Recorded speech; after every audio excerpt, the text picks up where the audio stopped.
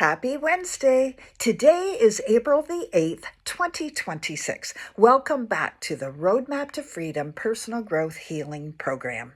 Tonight I'm continuing to talk about communication, and today's topic is tips and tricks for effective communication. So when you're communicating with somebody else, try to speak as clearly as you can. Not too soft and not too loud. Try to get a medium there, because too loud's going to seem aggressive. Too soft is going to feel or be heard as passive. Now, be aware of your personal space. Has anybody ever stepped into your personal space, around you, or stepped too close to you, and it makes you feel very uncomfortable? I'm sure they have. So this is what I researched. Intimate space, like an intimate partner, is 0 to 1.5 feet, where you are very comfortable with your family and your loved ones. They can come into that space. They can hug you. They can get close to you. They can sit beside you and kind of cuddle up to you. And that's normally okay. Personal space is 1.5 feet to 4 feet. So that's when you're talking with people that you know, your friends, your extended family. You're okay with them getting a little bit closer to you, but not into your intimate space, because that's going to make you feel uncomfortable. Then there's social space, 4 feet to 12 feet, close enough for eye contact, but far enough away for comfort.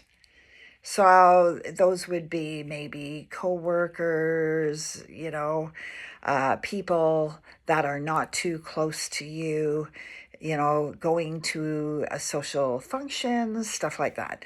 Public is 12 feet and over, so classrooms, when you're sitting in an auditorium, when you're walking down the street, and that's really hard in a city. I mean, I walk by people all the time, and I'm sure you do too. So it's just, in public, you're best to stay 12 feet away. So be conscious of your body language when you are communicating. What are you trying to project? Smile if it's appropriate.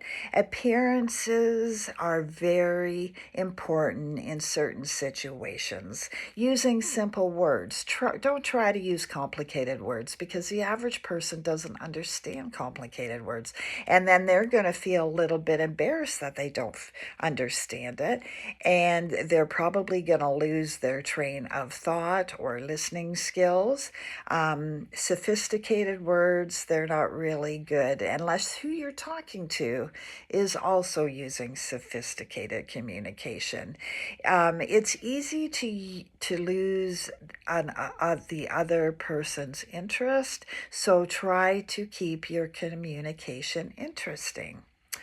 Encourage feedback from whoever is listening. Do you understand? Do you get what I'm saying? Things like that. You can ask them questions to see if they're understanding what you're talking about. This is very good in the business world. Allow ample time for them to process what you're saying, and do not assume that the other person is understanding your message. Try to confirm it somehow, some way.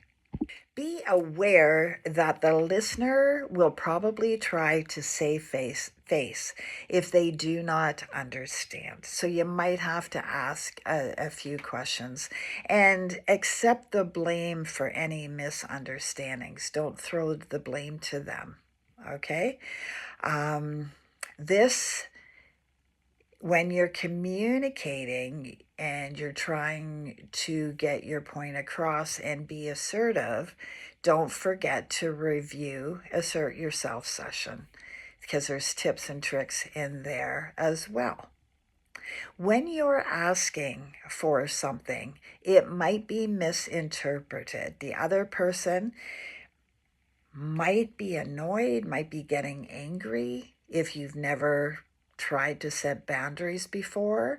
So be aware of that. They might go on the defensive if they're feeling like they're being attacked for whatever reason. When communicating changes, it's best to always talk in I format.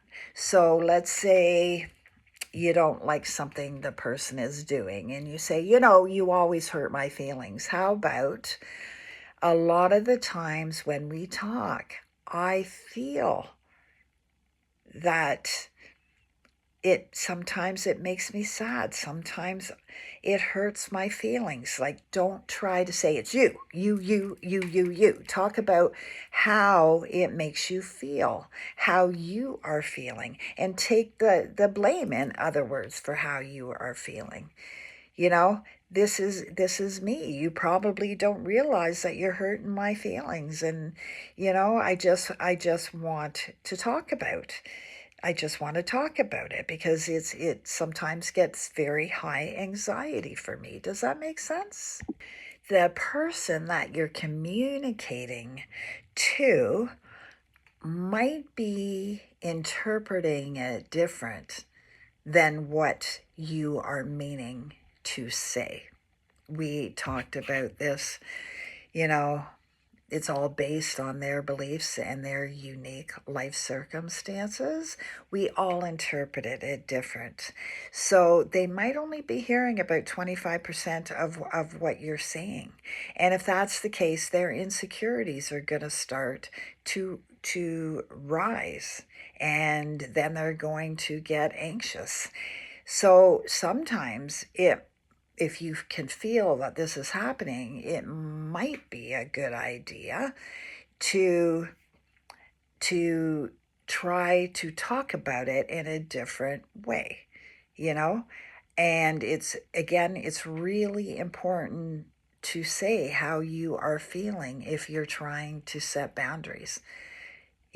Kind of put the highlight on yourself. Don't say, well, you're mean and you say mean things to me and you hurt my feelings. No, no, no, no. Sometimes when we communicate, I feel like you say some mean stuff, and I'm sure that's not what you're trying to portray, but it hurts my heart. Can we talk about this? It's really important to talk about this. And so, for instance, you could say, I feel like you don't care, instead of saying, you just don't care, you know? So I hope you're getting the gist of what I'm trying to say. Have yourself a wonderful evening. I hope you return tomorrow. Namaste.